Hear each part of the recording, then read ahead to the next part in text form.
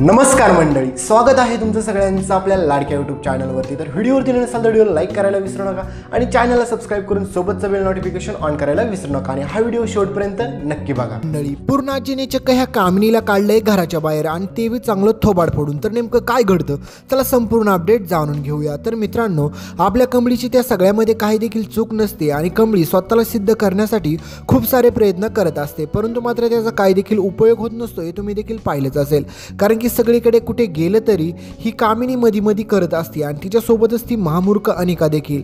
कारण की त्या दोघींनी मिळून ठरवलेलं असतं आपल्या कमळीला अजिबात देखील कशात देखील मात्र सहभागी होऊन द्यायचं नाहीये। कारण की कमळीला त्यांनी अगोदर घराच्या बाहेर काढलेलं असतं, तरी देखील आपल्या कमळीने खूप सारे प्रयत्न केलेले असतात त्यांची माफी मागण्याची, परंतु त्यांनी कोणी देखील ऐकून घेतलेलं नसतं। पण मित्रांनो, आता पुढे खूप जबरदस्त इंटरेस्टिंग तवाच घडतं। कारण की तुम्हाला माहितीच आहे की त्यावेळेस मात्र लॅबमध्ये टेस्टिंगसाठी ते काय तेल आणलेलं असताना कमळीने गावाकडनं ते देतात आणि त्याच्यानंतर जे काय वाटीतील तेल असतं आणि त्याचे रिपोर्ट देखील येणार असतात। पण आपली कमळी तुम्हाला माहितीच आहे की ऋषी सरांच्या मदतीने चक्क अनिकाच्या घरामध्ये पोहोचते आणि आजोबांची परत सेवा करत असते। कारण की तिला हे सिद्ध करायचं असतं की तिची यामध्ये काही देखील चूक नाही आहे, त्याच्यामुळे ती सारखी आजोबांपाशी जात असते आणि त्यांना ओरडून सांगत असते की मी काही देखील केलेलं नाही। पण त्यावेळेस मात्र आता तुम्हाला माहितीच आहे की ही महामूर्ख अनिका त्या ठिकाणी पोहोचते आणि सगळ्यांना म्हणते की आता ह्या कमळीने या घरामध्ये येऊन चोरी करायचा प्रयत्न केला, म्हणजे चोरासारखी ही कमळी घुसलेली असते। तर कमळीची चूक तर असतेच, कारण की कमळी कोणाला देखील न विचारता त्या घरामध्ये घुसलेली असते। पण कमळी गेलेली कशासाठी असते? फक्त ती स्वतःला सिद्ध करण्यासाठी, कारण की ह्या सगळ्यामध्ये तिची काही देखील चूक नाही आहे हेच तिला सांगायचं असतं। पण मित्रांनो, हे सगळं होत असताना मात्र तुम्हाला माहीतच आहे की ह्या अनिकाला अगोदरच कमळीचा किती राग येत असतो। त्याच्यामुळे अनिका म्हणते की हाच एक चांगला मौका आहे की मला कमळीचा बदला घेण्याचा, त्याच्यामुळे काही जरी झालं तरी मी हिचा बदला घेण्यासाठी मागे पुढे सरणार नाही, कारण की मी हिचा चांगलाच बदला घेऊनच राहील।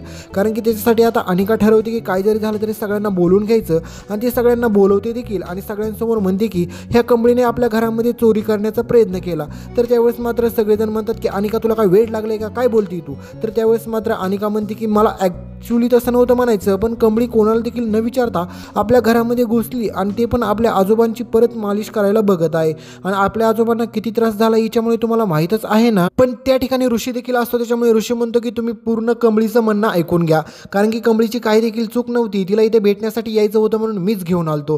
पण त्यावेळेस मात्र तुम्हाला माहीतच आहे की ही आता सगळी ही अनिका शिवाय तिची आई ह्या कशा आहेत तुम्हाला चांगलंच माहीत झालेलं असेल। त्यावेळेस मात्र ही कामिनी देखील त्याच ठिकाणी म्हणते की आता पोलिसांना बोलवा, कारण की ही मुलगी कोणाला देखील न विचारता ह्या घरामध्ये शिरलेली आहे। त्याच ठिकाणी तुम्हाला माहितीच आहे की आपली पूर्णाजी देखील येते आणि पूर्णाजी राजन हे सगळेजण त्याच ठिकाणी असतात। त्यावेळेस मात्र सगळेजण म्हणतात की कमळीने काहीच केलं नाही हे आम्हाला देखील माहिती आहे, पण आपण एक काम करूया ना, कमळीला जर स्वतःला सिद्ध करायचं आहे तर हे आजोबांना तर माहीतच आहे की ह्या तेलामध्ये म्हणजे जे कोणी काय मिक्स केलं हे सगळ्यांना कळलं। आजोबांना बोलता येत नाही म्हणून काय झालं, पण माझे बाबा तर सांगू शकतात ना, की ओळखू शकतात की कोणी यामध्ये मिक्स केलं आणि याचे सगळे रिपोर्ट देखील माझ्याकडे आहेत। पण मित्रांनो, त्यावेळेस मात्र आपले आजोबा ह्या कामिनीकडे बोट करतात आणि सगळ्यांना कळतं की ह्या कामिनीने त्या तेलामध्ये काहीतरी विषारी औषध मिक्स केलं होतं। पण त्यावेळेस मात्र तुम्हाला माहीतच आहे की या कामिनीकडे काही देखील शब्द उरलेले नसतात, कारण की कामिनी चक्क आता आपल्या पूर्णाजीची माफी मागत असते आणि म्हणते की वहिनी तुला वाटतंय मी असं काय केलं असेल म्हणून? ही गावच्या मुलगी ही खोटं बोलती, हिच्यावरती विश्वास ठेवू नको आणि दादाला काय कळतं, दादा काय पण सांगत असेल। पण त्यावेळेस मात्र तुम्हाला माहितीच आहे की आपल्या पूर्णाजीला देखील पूर्ण खात्री पटते की हे सगळं ह्या कामिनीनेच केलेलं आहे। त्यावेळेस मात्र रागाच्या भरामध्ये आपली पूर्णाजी ह्या कामिनीचं थोबाड फोडते। पण मित्रांनो, तुम्हाला काय वाटतंय, थोबाड फोडून फक्त राहिलं पाहिजे का? अजिबात देखील नाही। तर ह्या कामिनीसोबत पूर्णाजीने काय केलं पाहिजे, ह्याला घराच्या बाहेर काढलं पाहिजे का नाही, प्लीज कमेंट करून सांगायला विसरू नका। तुम्ही जेवढं जास्तीत जास्त कमेंट कराल तेवढा चांगला रिस्पॉन्स देखील भेटेल। तर नक्की कमेंट करा, चॅनलला सबस्क्राईब करा आणि तुम्हाला काय वाटते हे कामिनीसोबत जे काही घडलं तिचं थोबाड फोडलं योग्य झालं का अयोग्य, प्लीज कमेंटमध्ये सांगायला विसरू नका। बाय।